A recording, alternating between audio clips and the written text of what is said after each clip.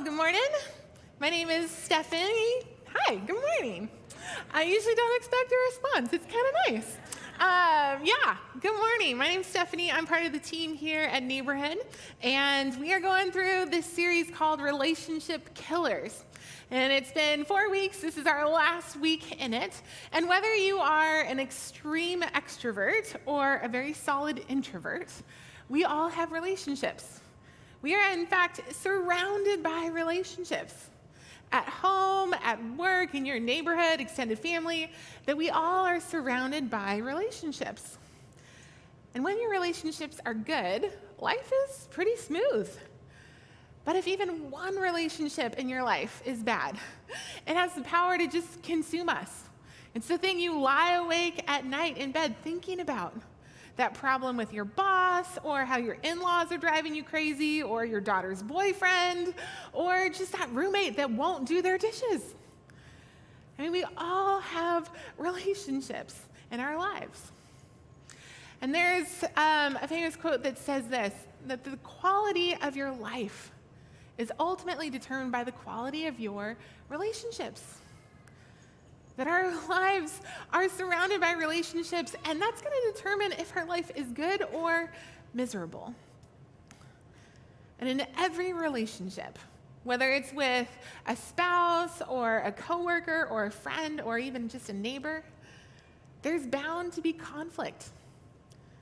I mean, Dr. Gottman has studied relationships for 30 plus years, and they found that conflict is just a natural and predictable part of every single relationship. But there's 4 behaviors in conflict that are relationship killers. And he calls them the 4 horsemen of the apocalypse. Basically, the 4 things, the 4 signs the end is coming in a relationship. And these 4 behaviors can pop up in even great relationships, but if they become a pattern, they have the power to kill a relationship. And we've gone through the first 3, and today we're talking about the 4th one. And this series for me has been really helpful. I don't know about you, but this last year and a half has just put a strain on pretty much every relationship. From COVID to quarantine, a presidential election, social issues all coming to a head. And then in addition, my husband Paul and I had our first baby in March 2020, which meant we had very little sleep and all new things to fight about. So this last year and a half has been exhausting on pretty much every relationship. And for Paul and I, we found ourselves in a place we never thought we would be when we got married. I mean, we were both feeling underappreciated and frustrated and overwhelmed. And we found ourselves getting trapped in these 4 behaviors that Gottman talks about. And I don't know about you, but this series has been really helpful for me. Paul and I actually listened to this book getting ready for this teaching, and I'm going, oh yeah, that's us. Oh, that too. And it's really helpful because it not only talks about these things and these behaviors, but also how do you get out of them so you don't get trapped in some of the things that could actually kill your relationships. And as I was listening, this book is written for couples, but as I was listening, I was going, this kind of applies to pretty much every relationship I have. At work, with friends, neighbors, everyone. It just kind of applies to everything. It's pretty universal stuff.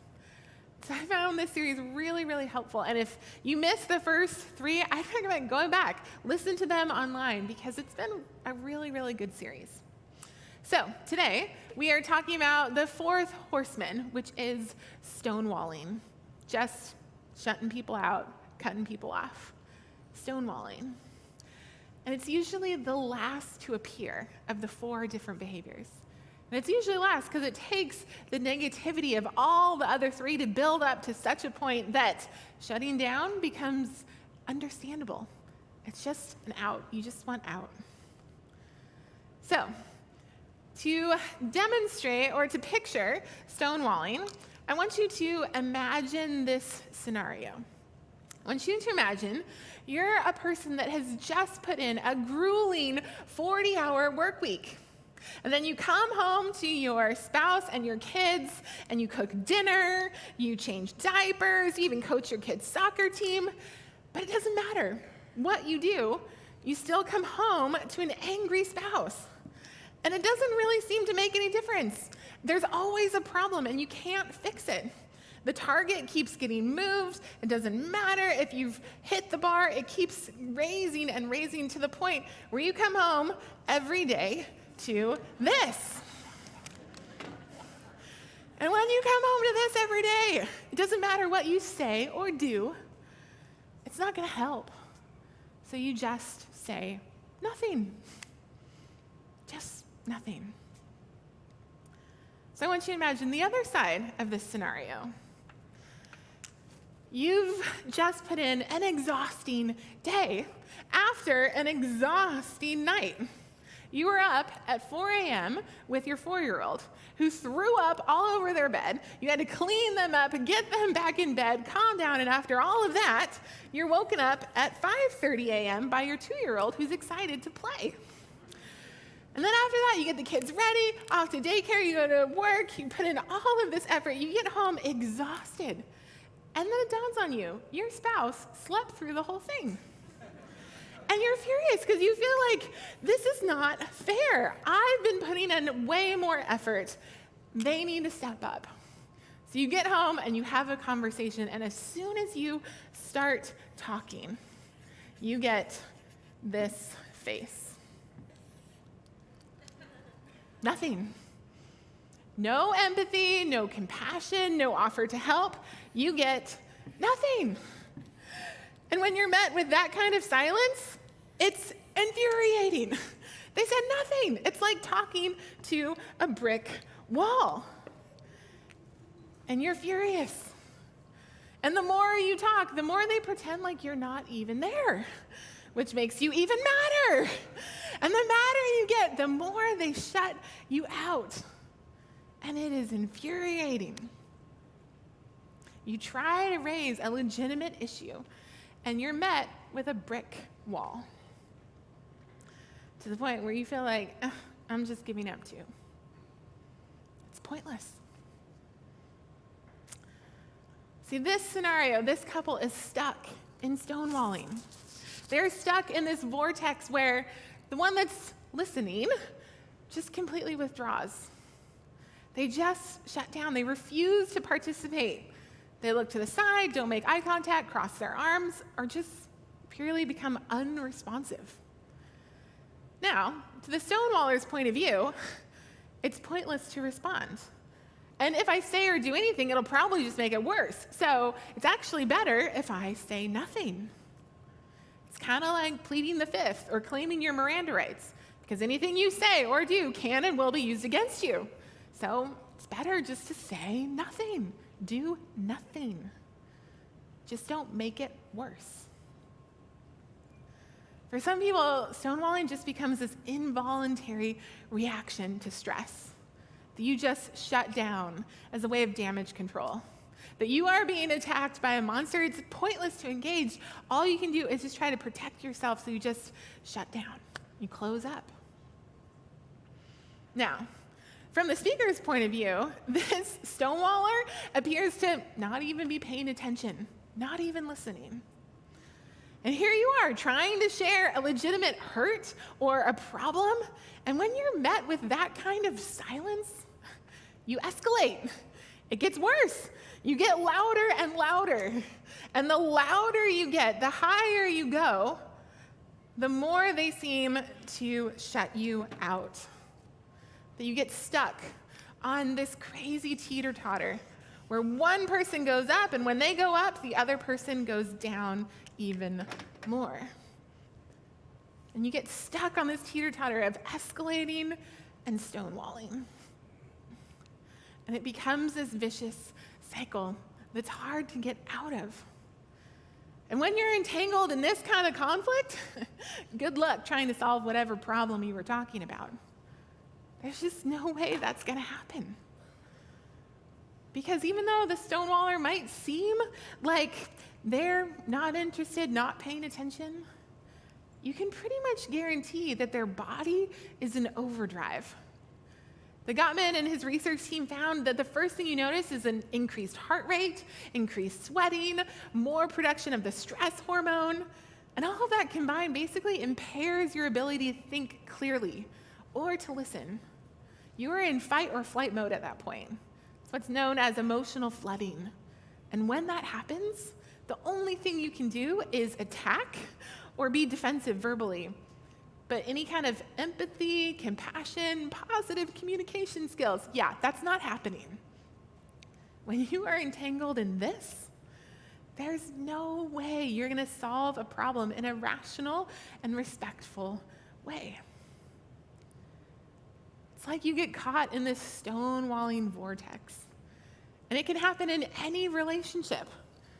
In romantic relationships, with parents and kids, with family members, with work colleagues, with neighbors. And you can get caught up in it in pretty much any relationship. Even our relationship with God. How many of you ever felt stonewalled by God? All your prayers just seem to be bouncing off the ceiling. You get nothing. You feel like God's giving you the silent treatment. It doesn't matter what you say or anything that you do, you just get nothing from God. Or maybe you've been on the reverse, where you've stonewalled God. I mean, you're so mad at him. Life didn't go the way that it was supposed to, and he did nothing. I mean, what good is it having a God if he doesn't do anything? And you're so angry at him that he didn't fix this thing, that you just shut him out. You ignore him, pretend like he's not there, because who knows, maybe he's not. And you stonewall God. I don't know about you, but I've been on both sides of that equation with God, where I've stonewalled him, I've felt stonewalled by God, and it's not fun. It's not fun to be on either side of this vortex. But I think it can happen to anyone, and it can happen in any relationship. And this even happens to God. That God can get caught in this stonewalling vortex also. Which I know is hard to believe, because often we think of God as this serene and stoic, unmoving presence in the sky somewhere, and nothing ever rattles him, nothing ever bothers him. That's not the God we read about in Scripture. That's not the God we read about in the Bible. And there's this one story where God is talking to Moses, and I just find it very relatable. And if you've never read the Bible before, never heard of Moses, you might have heard of let my people go, 10 Commandments. This is that guy. That Moses was the guy that led the Israelites, God's people, out of slavery in Egypt. And God had done miracle after miracle in order to convince Pharaoh to let the slaves go after 400 years of slavery. God rescues his people, and he leads them out of Egypt, and they head into the desert. And the first thing these people do, they complain. They complain. They whine. They are not grateful. They complain that there's no food in the desert. And so God sends food from heaven, and it falls on the ground every day so they have enough to eat. But they're still not happy. They complain, it's the same thing every day, and it's boring. We don't like it anymore. Anybody have kids? This is God. Every good thing he does. They find a way to complain about it. And so finally, God says to Moses, I'm done. He's furious. God says, I've seen these people. They are a stiff-necked, like stubborn. They are stubborn people. Now leave me alone so that my anger may burn against them and I may destroy them. Anybody felt like that? There's just somebody in your life you wish you could just destroy. And God actually has the power to do it, so this is a little scary. I would not want to be Moses in this conversation. But God's had it. These people are awful. They don't deserve this. He's done putting up with it. It's just not worth it. He just wants to be rid of them. But instead, Moses thankfully is there, and he steps in. And Moses says, Lord, why should your anger burn against your people whom you brought out of Egypt with great power and a mighty hand? Why should the Egyptians say, well, it was with evil intent that he brought them out, to kill them in the mountains and wipe them off the face of the earth? Turn from your fierce anger, relent, don't bring the disaster on your people. Remember your servants, Abraham, Isaac, Israel. These are their ancestors, this whole group of people. to whom you swore by your own self, I'll make your descendants as numerous as the stars in the sky. And I will give your descendants all this land I promised them, and I will be their inheritance forever. And then the Lord relented. He did not bring on his people the disaster he had threatened. See, Moses does some pretty awesome mediation here in order to save his people. He reminds God, hey, you actually love these people. You made promises to them. And this is not who you are. But yeah, these people drive you crazy, but you're not an angry God like the Egyptian gods. You love your people. You want good things for them. And even if they are complaining and whining and don't deserve it, this is not who you are. You are not a God that does this.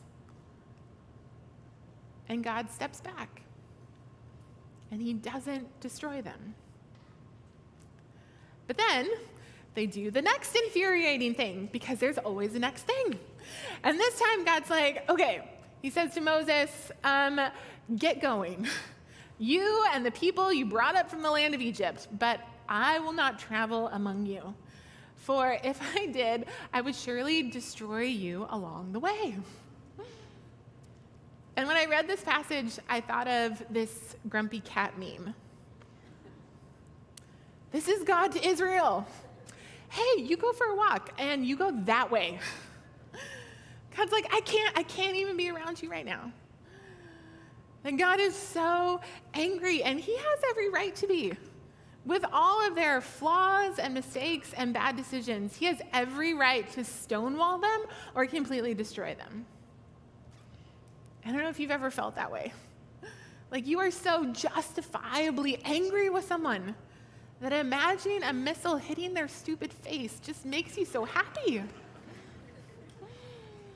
I have never imagined that, but there are those moments that you are so angry at someone and you are justified in it. That God knows how you feel. That he's actually been there. But thankfully, he doesn't stay there. Otherwise, we would all be wiped off the face of the earth.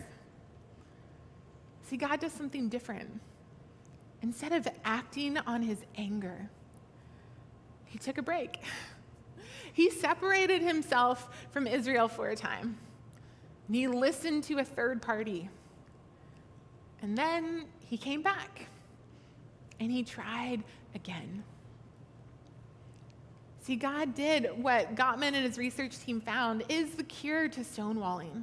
That when you get caught in this, when you get caught in this teeter-totter of one escalating and the other shutting down, you need to take a break.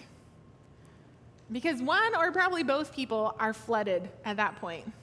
There's no way you're going to be able to solve a difficult problem with that other person.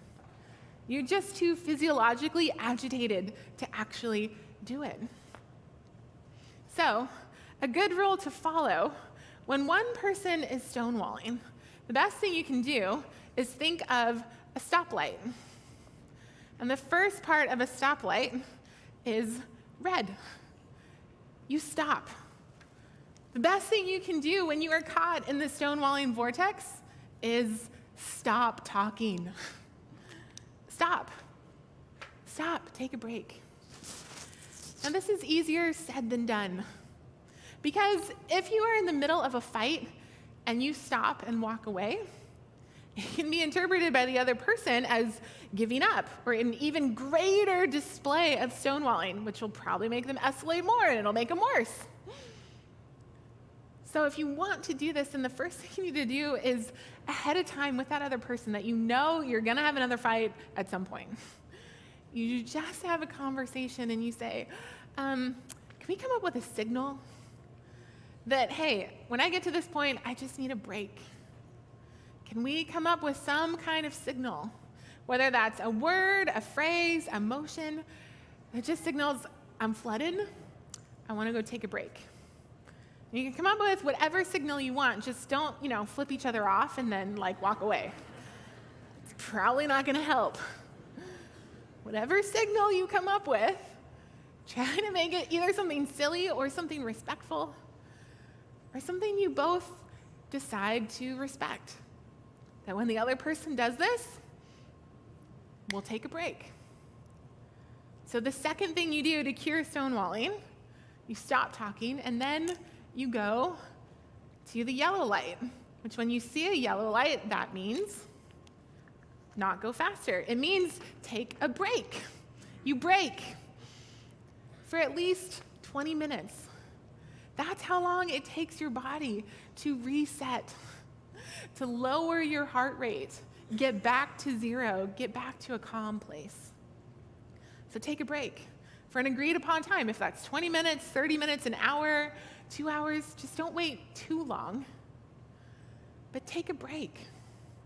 Let yourselves calm down. Get back to a place where you actually can think and process. But if you take a break for 20 minutes and you go away and you come up with an even better argument of how you're right and all the things they've done wrong, it's not going to help you. If you take a break and for 20 minutes think about how you are the victim in this scenario and they're the one that needs to change, or how you are completely right and you are righteously indignant that they're the one that has messed up, then it's pretty much pointless to take a break. The point of a break is actually not to think about the other person or the situation at all. That you take a break to go self-soothe. Listen to music, go for a walk, go for a run, read a book, watch TV, whatever it is that calms you down. It helps you just not think about that other person or the scenario at all. And once you let yourself calm down, then the last part is the green light. That you go back. That you go back. If you never go back, then there's really no point to stopping or taking a break. The goal is to be able to go back and have a conversation. To go back and talk about what it is that you are both facing and try to talk about that problem again. Now, I know that everyone thinks, okay, when we go back, then we're going to solve it, and once we've solved it, it's done. We can fix the problem, and that's it. The goal is to fix it. But strangely, what Gottman and his research team found is that when they studied married couples over the long haul, like 30 years, they found that a lot of couples have solved very few of their problems. What they were fighting about in year 1 of their marriage, they're still fighting about in year 4 and 7 and 20. And they've solved very few problems. They still disagree about how to spend money. One wants to save it, one wants to spend it. They still disagree about how to raise their kids. One thinks they need to be more strict, one thinks they need to loosen up so they can learn responsibility. They still disagree about chores. One has a much higher mess tolerance than the other one. I mean, they're still different people. And fighting about the same things is actually not that surprising because there's always a new thing. And they're still different people with different personalities and different perspectives and different preferences.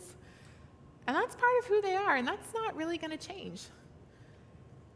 So the goal isn't actually to solve the problem and then just be done with it forever.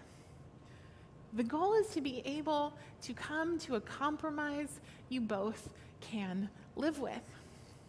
See, the goal isn't actually to come up with a magical solution or a perfect answer.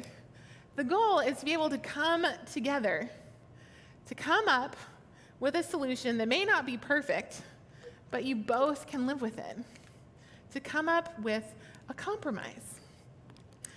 And I know a lot of you hear the word compromise and you think, oh, that's the worst. It just means that both people will end up unhappy. But that's not a compromise. There's probably no solution that's necessarily perfect. That the goal is to come up with a compromise that helps you stay connected and move forward. And a compromise doesn't mean you just give in to the other person's demands in order to get rid of the conflict. That's not a compromise. That's surrender and defeat.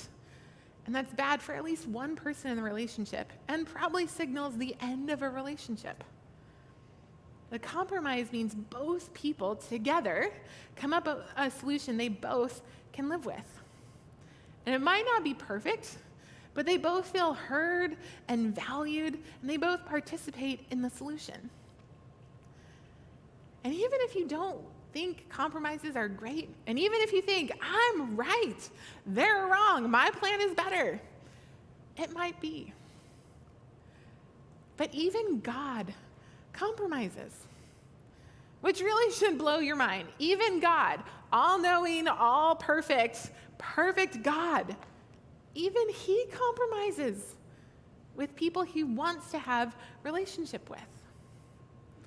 The Israelites, his people we've been talking about, they come to God after wandering in the desert, and they come to God and they're like, God, we need a king. All the other nations around us, they have a king. We need a king.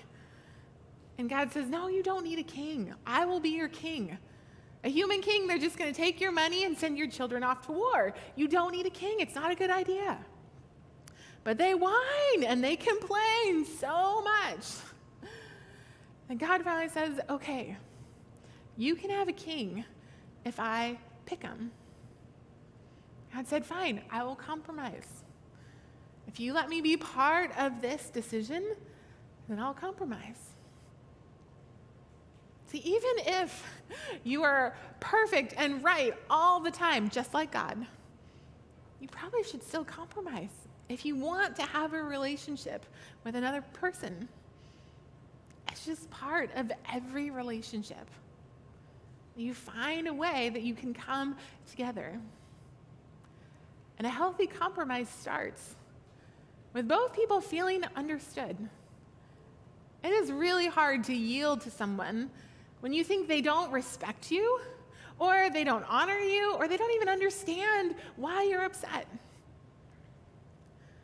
See, if I want the person I'm having conflict with to be willing and open to compromise, then I need to understand at a very deep level their view of the problem.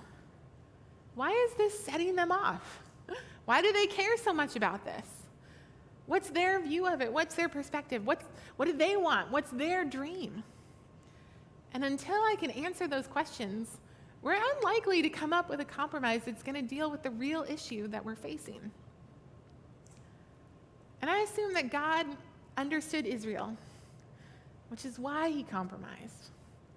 I think he understood that what he was asking them to do required a lot of trust, and they just didn't trust him yet. That he wanted to be enough for them. That was too scary. They weren't ready for it. And they came up with a not so great plan, but God said, okay, I'm willing to compromise. If it means we stay connected and we move forward together, and I'm part of it. See, even God compromises. It's just part of every relationship.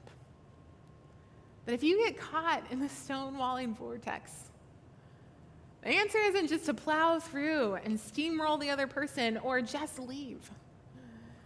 If you want to have a relationship with that other person, your best case scenario is to stop and take a break and then come back when you're both ready to maybe find a solution you both could live with that helps you stay connected. And it might not be perfect. You might have to go back and try again until you find a solution that actually works for you.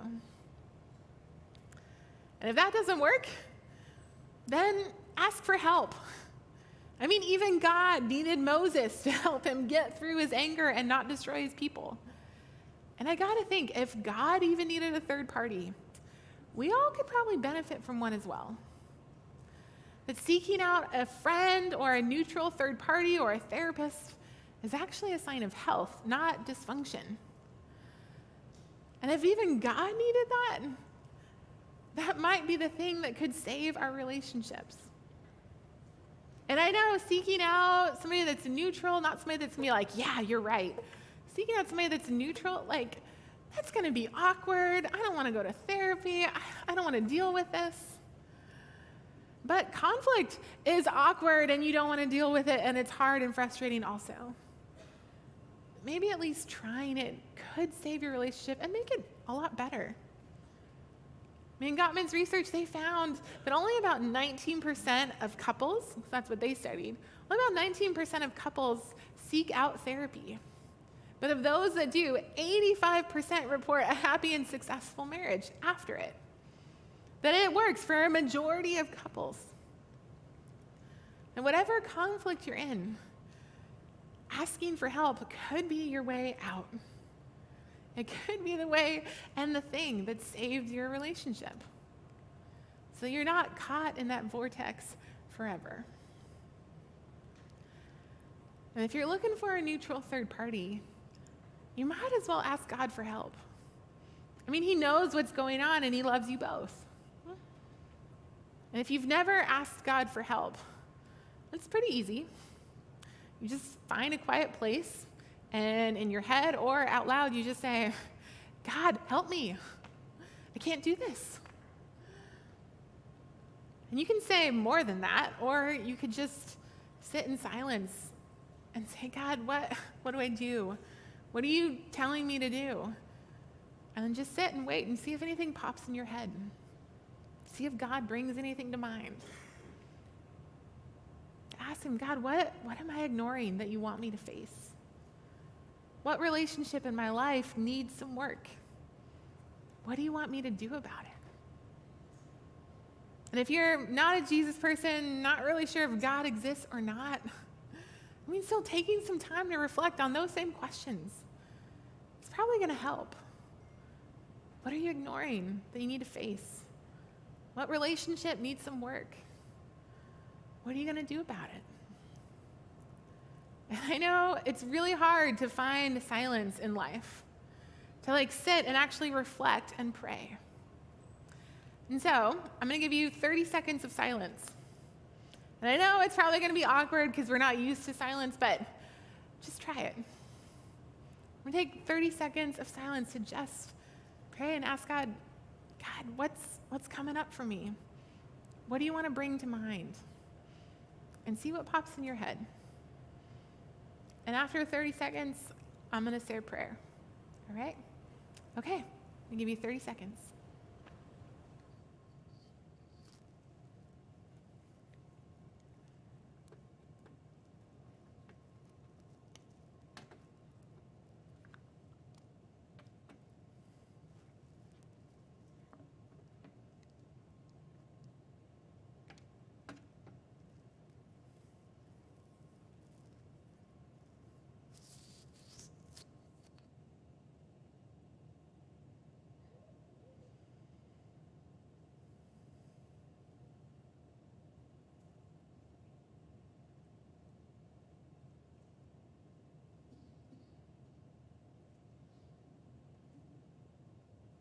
God, thank you.